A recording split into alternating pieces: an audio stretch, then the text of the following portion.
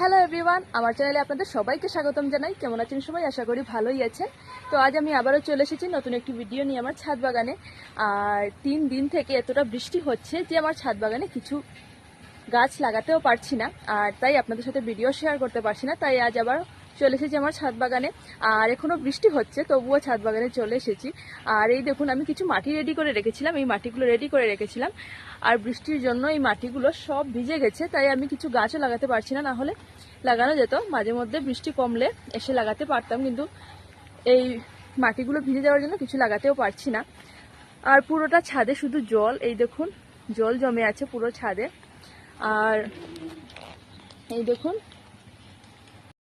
আর এই পটের মধ্যে এই দেখুন, এই পটগুলোর মধ্যে যে অনেকগুলো ছিদ্র আছে, তবুও দেখুন জল জমে আছে, অনেকটা বড় বড় ছিদ্র আছে, তবুও জল জমে আছে। এতটা বৃষ্টি হচ্ছে আর পুরোটা ছাদের অবস্থা দেখুন, কিছু করতে পারছি না, অনেক খারাপ লাগছে। তো বৃষ্টির সময় ছাদ বাগানে কিছু করা যায় না, আর সময়ও কাটছে না, কারণ ছাদ বাগানে একটু সময় না আসলে হয় না। তো এই দেখুন, এগুলো হলো আমার জলপদ্ম ফুল, পদ্ম ফুলের গাছ, খুব সুন্দর হয়েছে। কিছুদিন আগে কিন্তু গাছগুলো পচে গেছিল, পাতাগুলো সব মরে গেছিল, আর 5-6 দিন থেকে দেখছি গাছগুলো খুব সুন্দর হয়েছে। এই দেখুন, গাছগুলো উপর দিকে উঠতে শুরু করে দিয়েছে, এরকম আগে ছিল না। আর কিন্তু এখন এই পাতার যে স্টিকগুলো, এই স্টিকগুলো অনেকটা বড় মোটা মোটা হয়ে আর গাছগুলো উপর দিকে উঠতে শুরু করে দিয়েছে। এই দেখুন, আর এই জলপদ্ম ফুলটা কোন দিন ফুটবে তার অপেক্ষা করে আছি।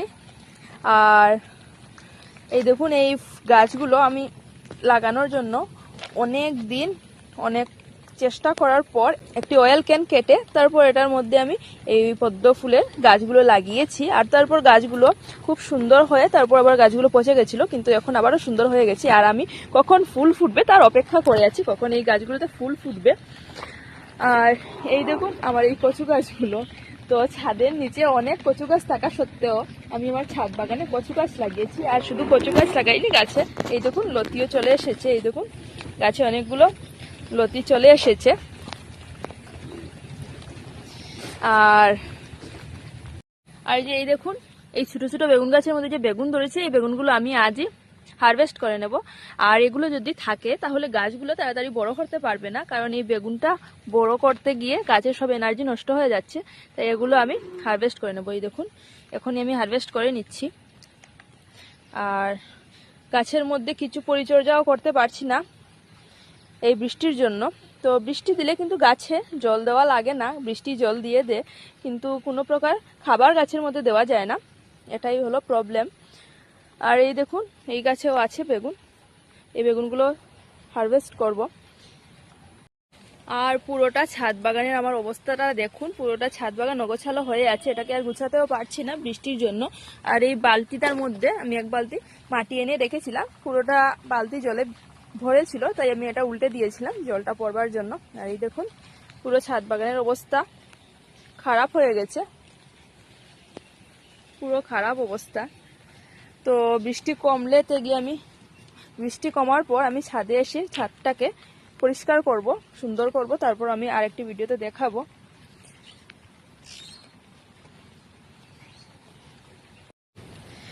আর এই যে পিটুনিয়া ফুল, এই পিটুনিয়া ফুলের সিডসটা কিভাবে কালেক্ট করতে হয় আপনারা যদি কেউ জেনে থাকেন তাহলে বলবেন। তো আমি এই পিটুনিয়া ফুলের সিডসগুলো কালেক্ট করতে পারছি না, কারণ আমি জানি না কিভাবে কালেক্ট করতে হয়, কোথায় থাকে এটার সিডসগুলো।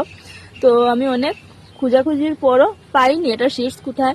আর সিডস যদি কালেক্ট না করি তাহলে আগামী বছর আবার লাগাতে পারবো না। আর আপনারা যদি কেউ জেনে থাকেন এটার সিডস কোথায় থাকবে, কীভাবে কালেক্ট করতে হয়, তাহলে আমাকে অবশ্যই কমেন্টের মাধ্যমে জানাবেন। আর এই জিনিয়ার সিডসগুলো কালেক্ট করা হয়ে গেছে, তো আগে যেগুলো ফুল ছিল সেগুলো আমি রেখে দিয়েছি শুকিয়ে।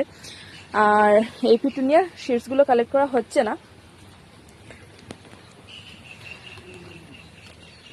আর এই দেখুন, পুরোটা ছাদ বাগানটা অনেকটা বড় আছে। তো এই সাইডটাতে আমি গাছ রাখি না, কারণ এখানে পুরোটা দিন রৌদ্র থাকে, সবগুলো গাছ মরে যায় রৌদ্রের জন্য, এদিকে রাখি না। আর এই সাইডটাতে রাখি, এদিকে রাখি গাছগুলো। এই দেখুন,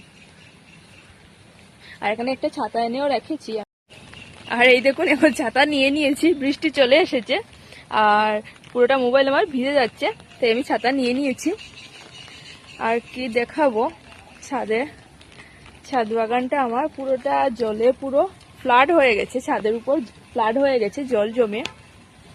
আর এই দেখুন এখানে একটা কুল গাছ আছে, কোথায় গেল এই কুল গাছটা? এই কুল গাছটা এমনিতেই হয়ে গেছে, এখানে কিভাবে বীজ পড়ে গাছ হয়ে গেছে। আর বাকা 3 বছর হয়ে যাচ্ছে এই গাছটার, ছাদ বাগান শুরু করার আগে থেকে এই গাছটা ছিল, 3 বছর হয়ে যাচ্ছে। এই দেখুন এই সাইডটাতে রৌদ্র কম পড়ে, তাই এই সাইডটাতে আমি গাছ রাখি। এই দেখুন জলগুলো যেতে পারছে না, কারণ ছাদ বাগানে জলগুলো যেতে পারছে না, এগুলো পরিষ্কার করে দিতে হবে।